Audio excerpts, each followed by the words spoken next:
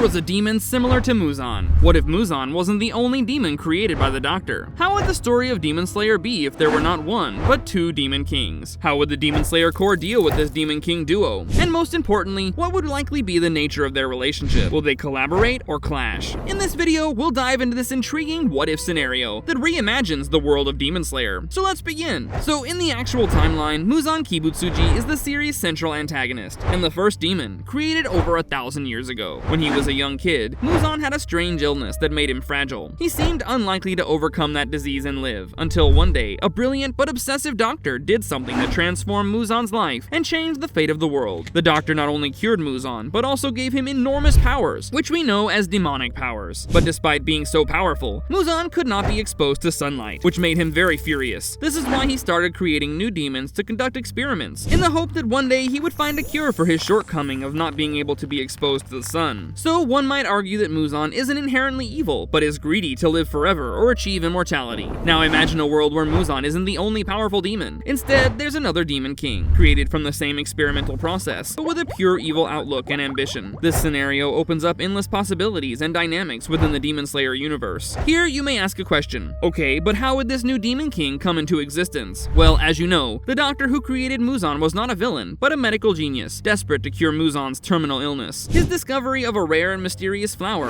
the blue spider lily, led him to concoct a serum with life-altering properties. The serum, however, had unintended consequences. While it did cure Muzan's illness, it also transformed him into a demon with unparalleled strength, regenerative abilities, and an insatiable thirst for human blood. This transformation was a result of meticulous experimentation. The doctor, in his quest for a cure, likely conducted numerous trials, each more refined than the last. Muzan's successful transformation marked the culmination of these efforts. But what if the doctor didn't stop there? What if he, driven by the unyielding curiosity of a scientist, continued his experiments on another individual? Yes, in this alternative timeline, the doctor kept on experimenting with a few more individuals. Unlike Muzan, who was chosen out of necessity, these individuals were selected to observe how different factors, such as blood type, might influence the reaction to the blue spider lily serum. The subjects underwent the same rigorous and perilous process. The experimentation involved variations in dosage and conditions, possibly even improvements based on the doctor's observations from Muzan's transformation. Different environmental factors, combined with the subject's unique physiology, might have resulted in a transformation distinct from Muzan's, but none of them survived other than just two, Muzan Kibutsuji and the other Demon King. Looking at such a low success rate, the doctor stopped the experiments, not knowing the effects the serum had brought to the boys. As a result of these experiments, a second Demon King, equally powerful but with a tyrant mindset, was born. This new Demon King emerges as another formidable force in the Demon Slayer universe, and challenges the established hierarchy of demons. His unique power and characteristics add depth and complexity to the story, setting the stage for an epic conflict with the Demon Slayers and the demons. Muzan Kibutsuji is primarily driven by a desire for self-preservation. His actions, though often brutal, are calculated and centered around his survival and the elimination of threats. Now, contrast this with the second Demon King, whose transformation has unleashed not just physical power, but a psychological transformation as well. A demon whose ambitions extend beyond mere survival, a being whose primary goal is absolute domination. The second demon is a tyrant, his human qualities stripped away by the transformation, leaving behind a creature of pure malevolence. The psychological impact of becoming a demon has amplified his darkest desires, turning him into a ruler who seeks not just to survive, but to conquer and control everything in his path. His ambitions manifest in a desire to establish a demonic empire, subjugating both humans and demons under his rule. To achieve his goals, the second Demon King would employ strategies far more aggressive and terrifying than Muzan's. Where Muzan operates from the shadows, maintaining a facade of normalcy, the second Demon King could be overt in his conquest. He might create an army of demons, each more loyal and fearsome than the last, bound to him by fear and dark magic. His methods of control could include terror tactics designed to break the will of humans and demons alike. Public displays of power, brutal executions, and the destruction of entire villages could serve as warnings to those who dared to oppose him. His reign of terror would spread across regions, leaving a trail of despair and submission. The fear he instills would be his greatest weapon, ensuring that resistance is minimal and his rule is unchallenged. The rise of the second Demon King would inevitably threaten Muzan's position as the supreme ruler of demons. Muzan, who values control and secrecy, would find his authority challenged by this new, openly tyrannical demon. Initial confrontations between the two would be intense, each testing each other's strength and resolve. Muzan, with his strategic mind, might initially attempt to manipulate or negotiate with the second Demon King. However, the latter's sheer ambition and desire for dominance would make any form of alliance impossible. This conflict would escalate into a power struggle, with both Demon Kings vying for supremacy. The power struggle would not only only be a clash of physical might, but also a battle of wills and strategies. Muzan's cunning against the second Demon King's raw power and ambition would create a dynamic and thrilling storyline, adding layers of intrigue and suspense to the Demon Slayer narrative. In the face of an existential threat from a second Demon King, Muzan might undergo an unexpected transformation, not physically, but in his allegiance. Traditionally an antagonist, Muzan's primary goal has always been survival. The emergence of a rival Demon King with tyrannical ambitions could push Muzan into an unlikely alliance with the very Demon Slayers he once sought to annihilate. This shift would stem from a need for self-preservation and the realization that, despite his enmity with the Demon Slayers, they share a common enemy. Muzan's decision to join forces with the Demon Slayers is driven by pragmatism, recognizing that the combined strength of both parties is necessary to defeat the second Demon King. But such an alliance would be fraught with tension and distrust. The Demon Slayers, having dedicated their lives to eradicating demons, would find it almost impossible to trust Muzan. Likewise, Muzan, used to being in control, would struggle to cooperate with those who once hunted him. Despite these challenges, the necessity of their collaboration would force both sides to find common ground. Muzan's intimate knowledge of demonkind and his strategic acumen would prove invaluable to the Demon Slayers. He could provide insights into the weaknesses and strategies of the second Demon King, helping to level the playing field. However, the alliance would not be without its conflicts. Muzan's presence would continually remind the Demon Slayers of the thin line between their current cooperation and past enmity.